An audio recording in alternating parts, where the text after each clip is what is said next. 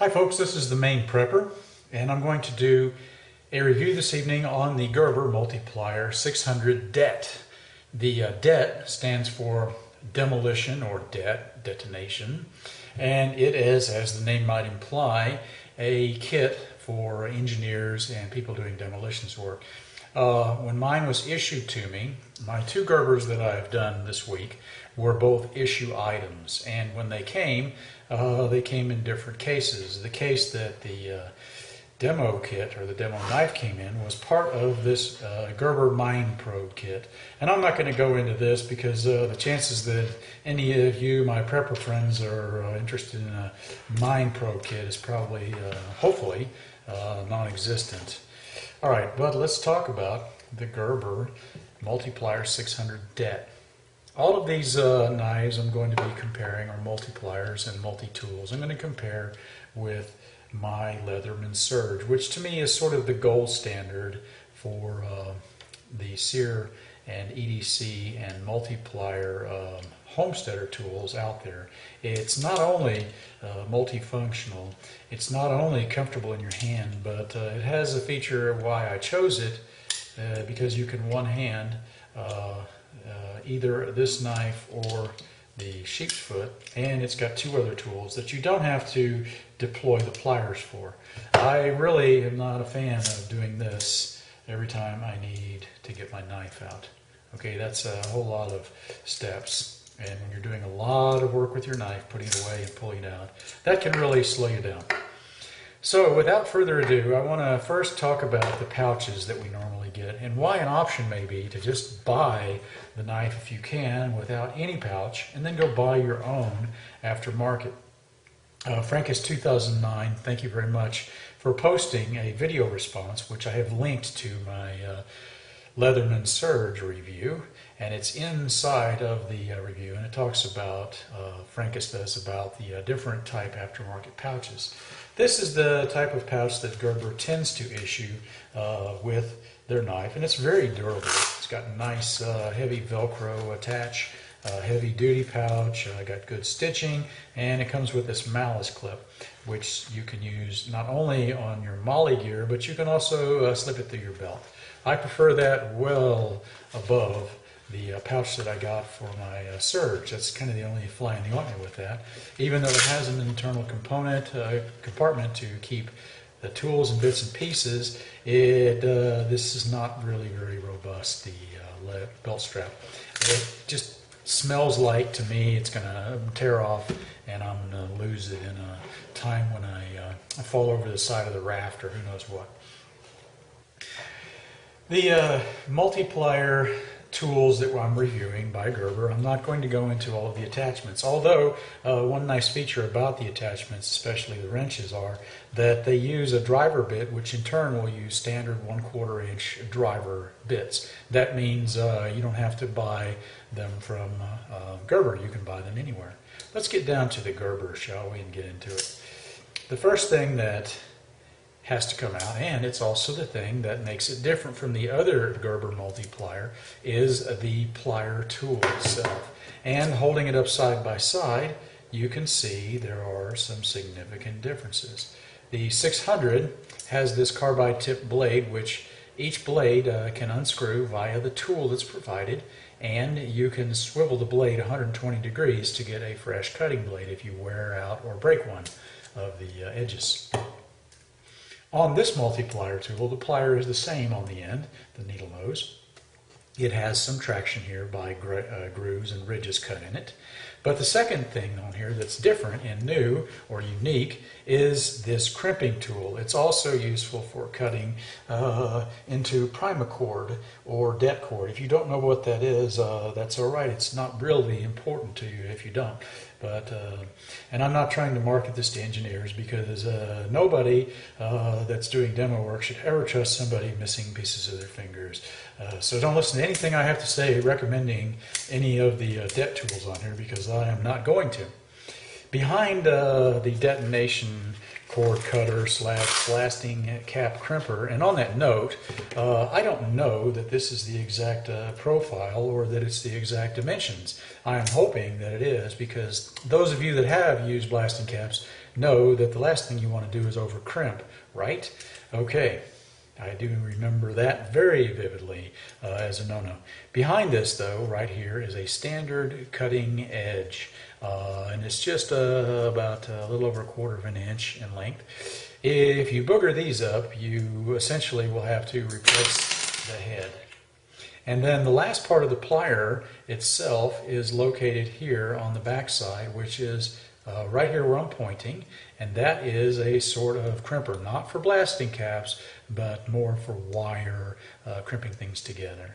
Pretty nice. Okay, now let's jump into what's inside of the handle, starting with the knife. The knife, and I'm going to use the other knife as a comparison from the Gerber Multiplier 600, is identical in length and mostly in the shape. However, there's a profile here on the sheep's foot. And it differs from the actual dedicated sheep foot of the Multiplier 600 in profile as well. So it's rather new, and it also looks a lot easier to sharpen if you just have a single file blade. That's an important thing, because when trying to keep your sheep's foot sharp, it's very hard. It's kind of tricky. It's not something that's very intuitive, I found. This next tool is the screwdriver, and over this would slip the bit driver, and then into that slips any 1/4 inch bits out there. So you can go out for the price of this Leatherman tool bit kit, and go out and probably buy twice as many 1/4 inch drive bits and have a real nice setup of all sorts of things. And they make a variety of 1/4 inch bits for all of these tools out there that it's just staggering.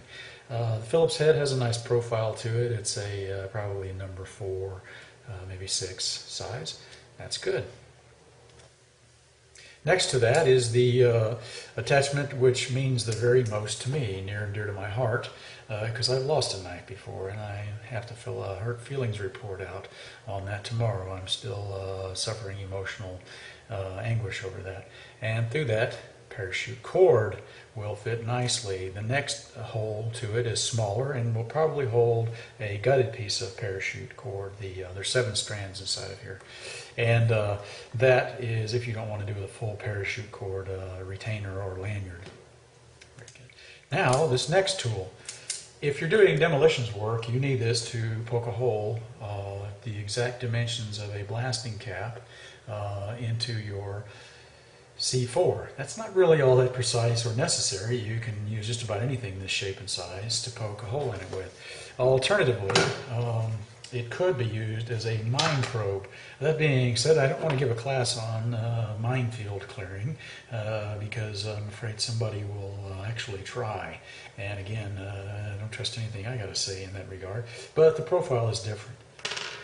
If you're not doing demolitions work with this, and I trust that none of my viewers, unless you're on active duty or you're an engineer working for the mining company, will be doing that. There is another use, however, and that use is what's called a marlin spike. Those of you that are my sailors out there, as well as former military with mountain climbing experience, and just those of you that are climbers will recognize the value of this. When you have a knot and it gets too tight, scenario for instance, you've got a piece of very expensive kern mantle and you let some giant person like me get on there, and we don't tie a quick release into the knot, and then it's time to untie the knot, which we put right in the middle of the 120-foot coil.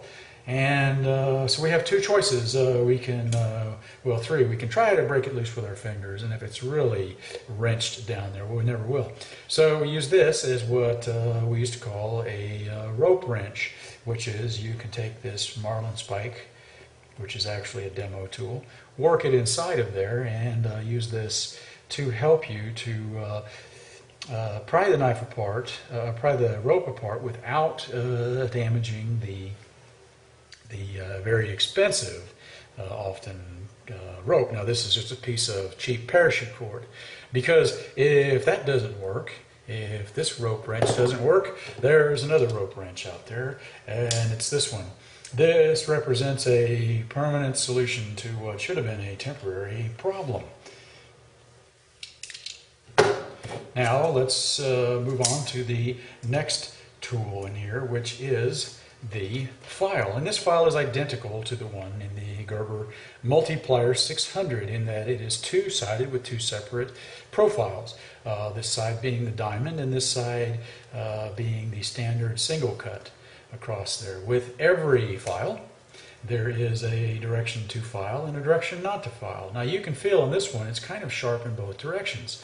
Here is the proper way to file. You want to put pressure as you push in one direction, lift up and do this. Now you don't have to be this pronounced, all right? But if you do this and go back and forth, you're going to wear the teeth down rather quickly. And what's supposed to happen is as you push this, it's supposed to be scraping off pieces of metal or wood, and this gives it a chance to come out when you lift it up just a little bit, okay? And you can tap it now and then. If these teeth get full, you want to clean this out when you're done with something, blow it out or whatever. If you're using it on greenish wood, it's going to get gummed up, and pretty soon you're going to feel like you're just rubbing a piece of flat steel, and that's essentially what you've done. You have packed these little teeth full, and they no longer act as teeth. They act as holders for the material. Also, leaving material in will allow moisture to condensate against the blade, and eventually you'll either get rust on a non-stainless, this is stainless, 410C, or you will simply have this gummy mess that will never come out without a really sharp wire brush to help you. Next is the can opener / bottle opener. Nothing significant there. Identical to the Gerber Multiplier 600. And also identical is this flathead screwdriver, or aka pry bar.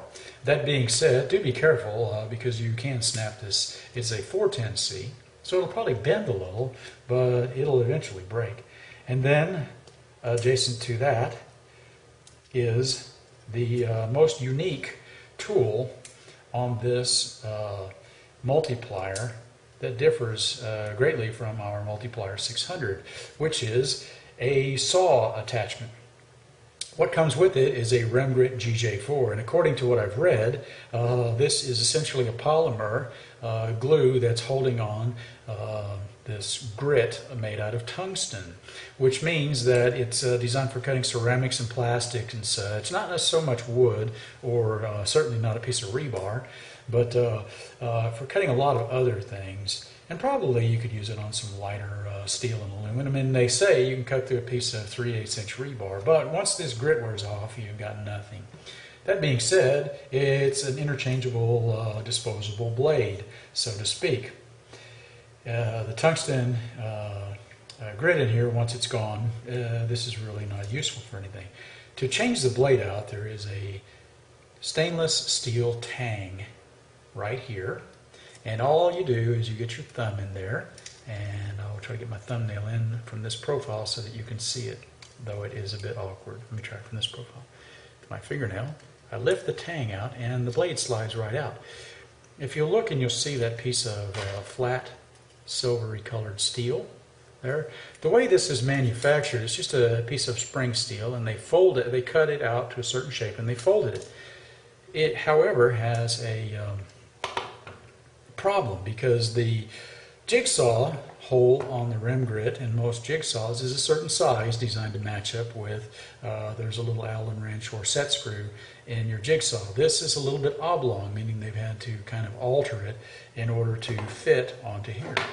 So if you're like me and you go buy a bunch of jigsaw blades and throw them in with your tool, because you're going to want to use different kinds of saw blades, you can get a wood saw and a metal saw and all kinds of different ones, and be really quite versatile with your toolkit here.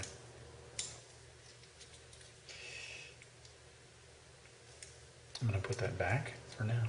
And you'll probably buy a bulk pack like I do. I never seem to buy one of anything. I always buy in bulk, right? That's the way you save. Here's the bad. With all the Gerber tools, number one, fishing around inside to get the knife blade out in order to make a single cut is very inefficient, as opposed to simply pulling out this tool and flip. There it is. All right. If you do a lot of knife cutting and work and such things, you're probably not going to be too enamored with this. The other thing is when you're using this in the plier mode, this one has some pretty good pinch points to it, and I'm going to I don't know why I keep doing this to myself, but I'm going to pinch so I can discolor my hand and you can see. Probably not the smartest way to do this. And if you're out in a sear situation, you get injured, it's 10 times as bad because you don't have medicine. And now you can't just go sit here on light duty or put yourself on quarters and not work anymore. You got stuff to do. You're definitely in the mode of if a man will not eat or work, he will not eat or survive. Always carry a pair of leather gloves. Get those $10 leather gloves out there. Don't buy special super duper high speed Delta Force polymers of any kind and synthetics for your sear gloves, because you're going to be working a lot not only with your tools but also with making a fire. And when you have fires and sparks and embers get on these plastic or rubberized kind of gloves or the nylon mesh or anything else, it not only burns through it quickly, but it'll often turn part of your glove into a hot burning hot piece of plastic that will hit your skin, and when it hits, it'll burn a hole in you really quick, and that's painful too. So avoid that situation by having a $10 pair of leather gloves in your sear kit. Do I recommend this knife? I got this, I did some research and I found it, like I said, between $60 and $160, somewhere in that range. 60 I think was with the chintzy pouch, and 160 came with a lot of other features to it. I think that was way overpriced, whoever had that one up. But I found on eBay a seller that has a bunch of them, brand new, he claims, and I believe him, for about 60 bucks, plus I think $5 shipping and handling, and that's a pretty good deal. But for me, if you prefer a blade on the outside and a tool that's heavier and feels a little bit better in your hand, especially in plier mode, it has a lot more soft edges here than this tool does. It doesn't have all the protuberances and things catching and snagging your hand. This feels a whole lot more like a tool than anything. This sort of reminds me of a Russian tractor. It's definitely strong and durable, but it's got some non-user-friendly pieces on the handle, to my feel anyway. And that's from somebody that just does a lot of work with tools. I wouldn't buy one. I wouldn't go out and buy another one, but that's the issue to me. And if I didn't have this one and somebody gave me this one, or I got this one for cheap, maybe $30, $40, I would buy it. But if I can go buy this for essentially 70 bucks, to me, this is a better deal, and this is a much better tool. So, if you need a marlin spike, this is great. If you need this saw blade, and I really like this. I am thinking about maybe doing some work on these and cannibalizing my stuff and winding up with something that has most of the features of this without this. I don't need that part for anything. I would probably, if I'm going to swap this around here, I'll see if I can dump a couple of tools off of this, put this interchangeable saw in here, and maybe this. I don't know. We'll see. Okay, folks, this has been the Maineprepper. It's not a bad knife. It does not suck. Okay, it's not my first choice or my preference, but there's nothing wrong with it either. And for 60 bucks, it's a pretty good deal. Thank you, folks. This has been the Maineprepper.